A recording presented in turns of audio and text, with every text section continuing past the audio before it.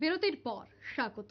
তেলিয়ামুড়ার বিভিন্ন জায়গায় বন্যদাতাল হাতির তাণ্ডব নতুন কোনো কথা নয়, তবে আশ্চর্যের হলেও সত্যি। যখনই কোনো না কোনো প্রকারের ঘটনা, এই ধরনের ঘটনা সংঘটিত হয়, তখন বিভিন্ন প্রকারের আধিকারিক থেকে শুরু করে রাজনৈতিক দলের নেতা নেত্রী, এমনকি প্রশাসনিক ব্যক্তিরা ঘটনাস্থলে উপস্থিত হয়ে বিভিন্ন প্রকারের ব্যবস্থা গ্রহণের আশ্বাস দিয়ে থাকেন। তবে আদতে এই প্রকারের আশ্বাসের কোনো কিছুই বাস্তবায়ন হয় না বলেই বারবার প্রমাণিত হয়েছে তেলিয়ামুড়ার কৃষ্ণপুর বিধানসভার অন্তর্গত কপালীটিলা এলাকায়।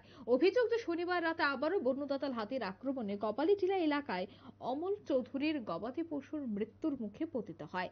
এই ঘটনার পরিপ্রেক্ষিতে এলাকার সাধারণ মানুষের অভিমত হচ্ছে, তারা কিভাবে বাঁচবেন সেভাবে প্রতিনিয়ত যেভাবে প্রতিনিয়ত হাতির আক্রমণে তাদের কৃষি জমি নষ্ট হচ্ছে, মাঝে মধ্যে প্রাণহানির মতো ঘটনা ঘটছে, গবাদি পশুর উপরও আক্রমণ সংঘটিত হচ্ছে, তার আদতে কিভাবে বাঁচবে প্রশ্ন এলাকা জুড়ে।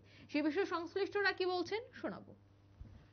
এটা কইরা গরুটারে মারা মারছে মারছে জানে কদিন আগে এক এক বৃদ্ধ লোকেরা মারছে। এটারও কোনো ইয়ে হইল না, এটার নামে একবার কেস হইল আমরা গ্রামে কয়েকজনে। তাহলে এইরকম হইলে আমরা কি গ্রামও থাকতাম? আমরা তো কৃষিকাজ করে চলি, কৃষিকাজ গরু পালন করে চলি।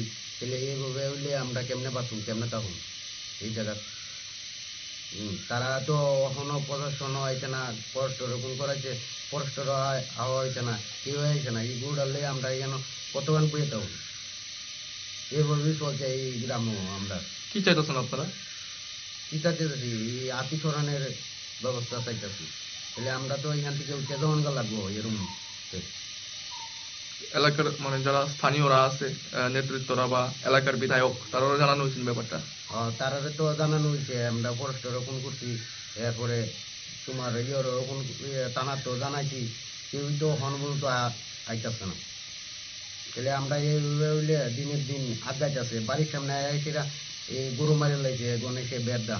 তাহলে ওখানে ফারও তো বাদ হইতো, বাড়ির সামনে মেরালা। তাহলে তাহলে দু তিনবার রাতি দিয়ে ফিরে আইছে, আয়া দলের সামনে এই দিয়ে পড়ছে। কোন বিধানসভা এটা? এটা লক্ষ্মীপুর গ্রাম পঞ্চায়েত, কৃষ্ণপুর। কৃষ্ণপুর বিধানসভা। বিধায়ক কে আপনারা? বিকাশ দেববর্মা। মানে যিনি মন্ত্রী নাকি? তাই জানেনি ব্যাপারটা, এই যে হাতির সমস্যা আপনারা এলাকার? জানে তো, জানে তারা আমরা ব্যাপারটা জানা হয়। তারা জানানো হয়েছে ব্যাপারগুলো? আগে জানে একটা বৃদ্ধ লোক মারা গেছে, এই ব্যাপারে তো জানানি হয়েছে, তাই নিয়ে তো আয়েই দেখলো না। খোঁজ খবর নিয়েছেন আপনারা? কোনো খোঁজ খবর নেওয়া হয়।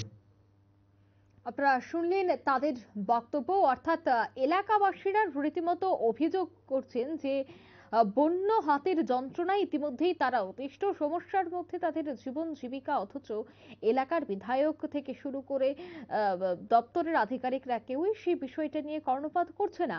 এলাকাবাসীরা সম্মিলিতভাবে আরো জানিয়েছেন যে বিভিন্ন সময় নানাভাবে বন্য হাতির আক্রমণ সংঘটিত হচ্ছে, কিন্তু সেই জায়গায় কেন বা বন দপ্তর কোনো ধরনের পদক্ষেপ গ্রহণ করছে না, সেটাই হচ্ছে প্রশ্ন। নিয়ে নিচ্ছে ছোট্ট একটি বিজ্ঞাপন বিরতির সঙ্গে থাকুন।